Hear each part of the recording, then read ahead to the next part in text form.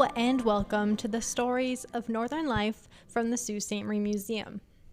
I decided to switch things up a little this week. We are not at the Soo Museum like normal. We are in Soo Michigan at the Valley Camp ship with Paul Sabourin.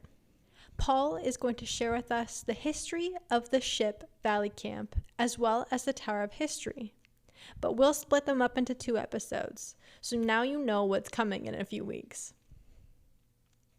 But first, I want to get to know Paul.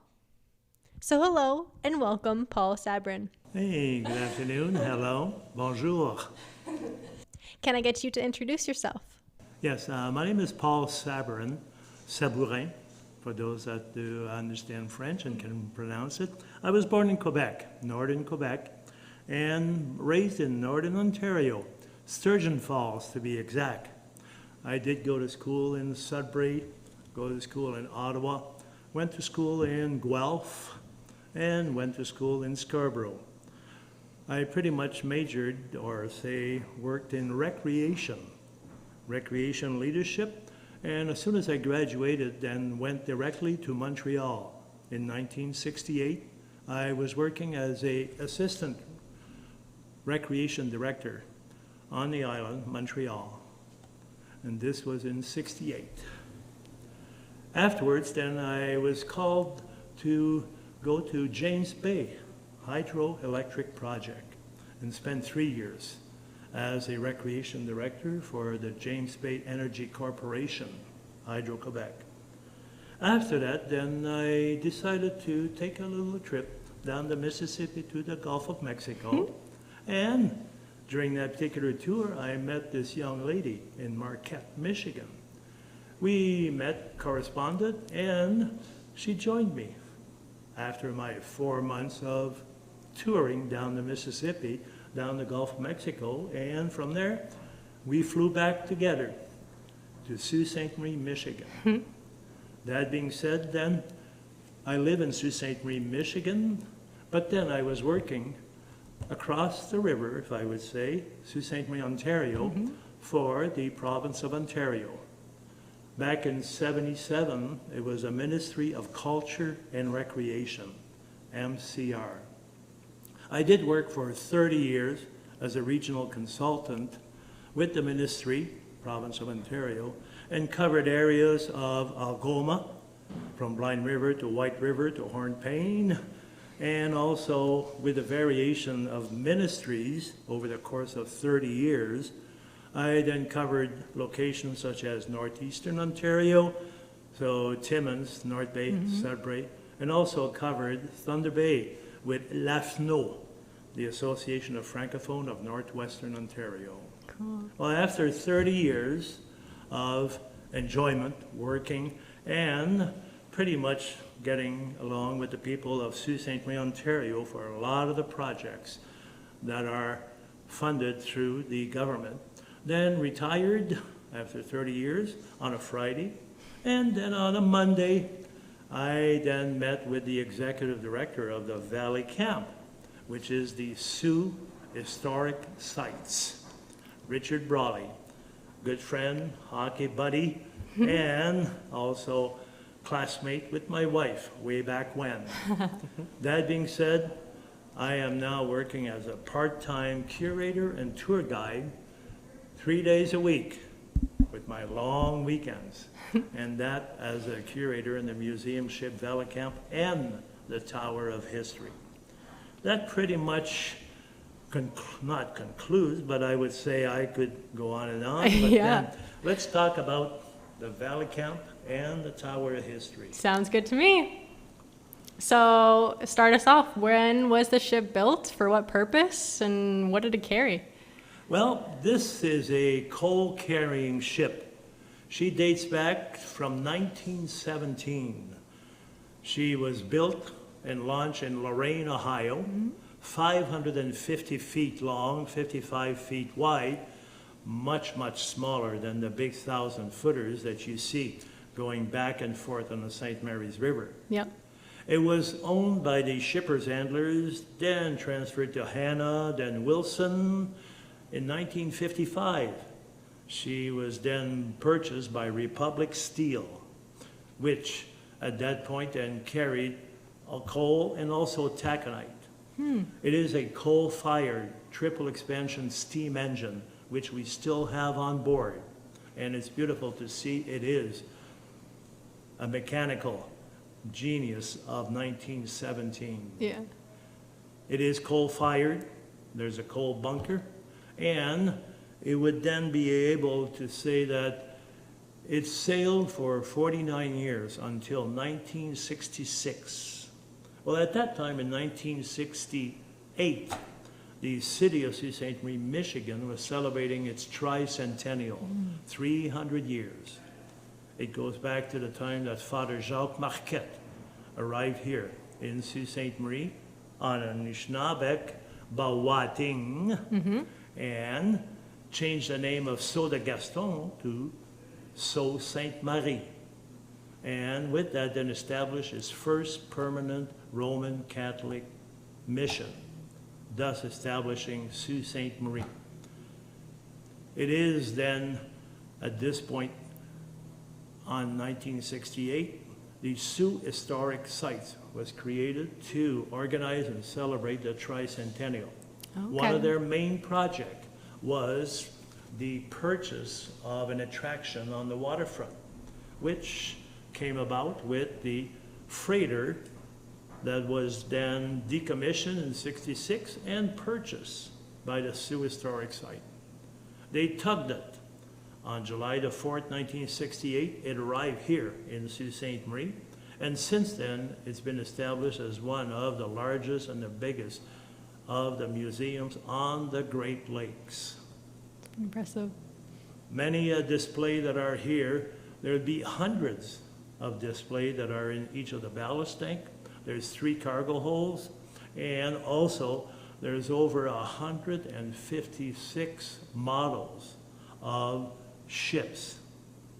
That being one of the best display that one really loves to see here are the 2 lifeboats that came off the Edmund Fitzgerald. As one would remember, with the song of Gordon Lightfoot, "May you rest in peace," having passed away on May 1st.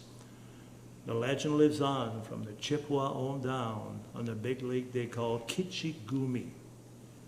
So we do have a display here with the lifeboats that were recovered once the ship went down 350 feet or 530 feet down to the bottom of Lake Superior, only 12 miles from Whitefish Point. No. All 29 crew members went with the ship. There's also a video. It's an hour and 20 minutes, but it gives you a very good example of what happened with the Fitzgerald, the theory behind it, the interviews, and the questions. So these are videos to theater that are showing the same video, and it provides details, information. And with that, then, we're able to say that we are open 6 months of the year, from early May until the end of October, 7 days a week. And during our summer hours, it is from 9 till 6. Naturally, there's admission, and it is worth every penny for you to be here on board the Museum Ship Valley Camp. There's a lot of other information, and one of them that I really enjoy looking at and starting and displaying it is the wreck of the Carl D. Bradley. Now, many a ships have sunk in the Great Lakes. And when I say many a ships, we're talking about thousands. It started off with the Griffin, with Sieur Cavalier de La Salle, who then left from the Niagara Falls area and went to Green Bay and traded with fur and then sent the sailors back, but then they never made it to their final destination. This was pretty much the first one in the Great Lakes. Then there was a Cedarville. Then there was many, many, many others that have been on the Great Lakes and sank in the Great Lakes. The ideal time to come to Sault Ste. Marie, naturally, is in the summertime and right on the water, on Water Street, 501 East Water Street. Take your GPS and it'll take you to the parking lot right next on the water. We have a ship store on one side, we have the power plant electric on another side, and we have the famous Sulak boat tour just across the parking lot. And the museum ship Valley Camp cannot be missed. You can see it from the Sault, Ontario side, from the boardwalk, from the walkway. And I do remember when I sat down at the Roberta Bondar place that I would spend my time looking at the ships go back and forth. But mind you, this is something now that I pleasure seeing on this side of the river. For more information, I would suggest then that you be able to visit our Facebook page, which is Museum Ship Valley Camp, or our website, which is the name of our organization, which is Soo.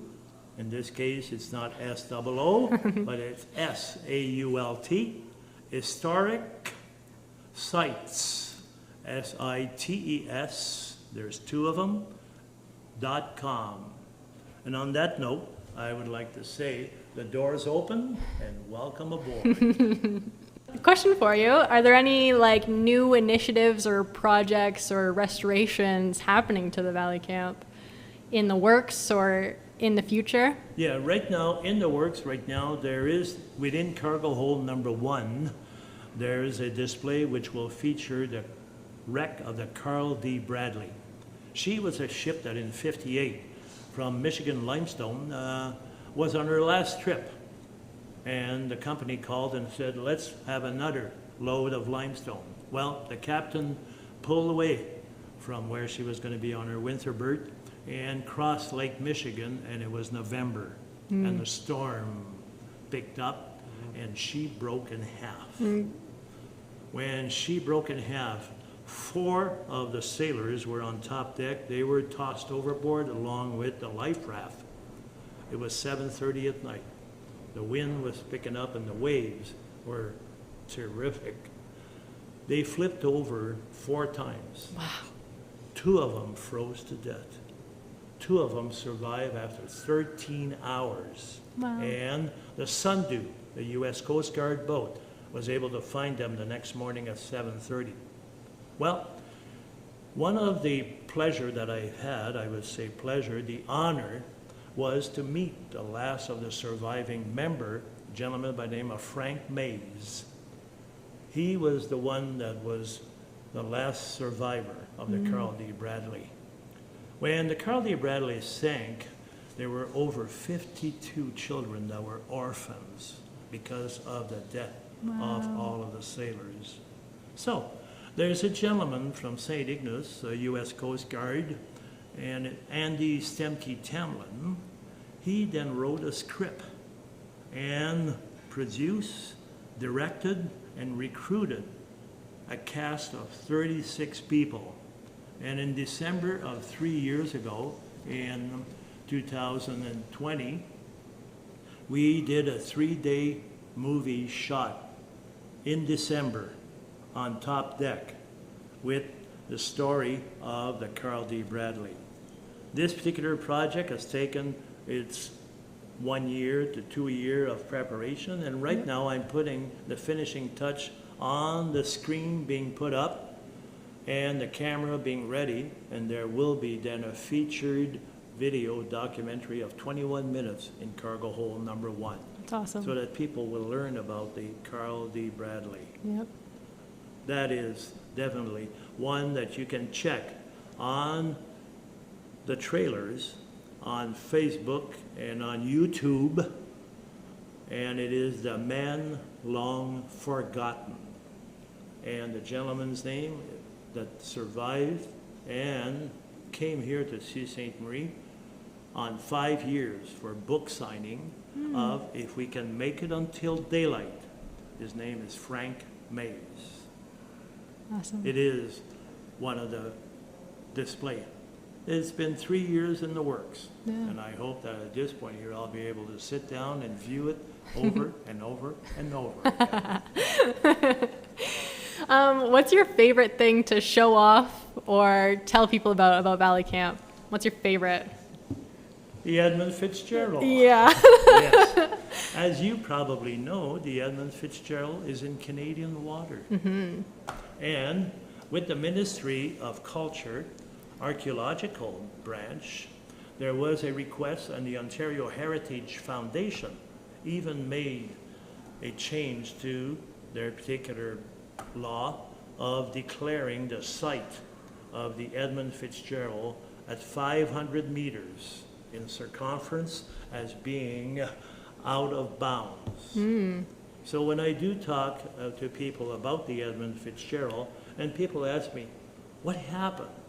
I reply, I have 3 answers. I don't know, I don't know, and I don't know. It is a mystery. Yeah, yeah.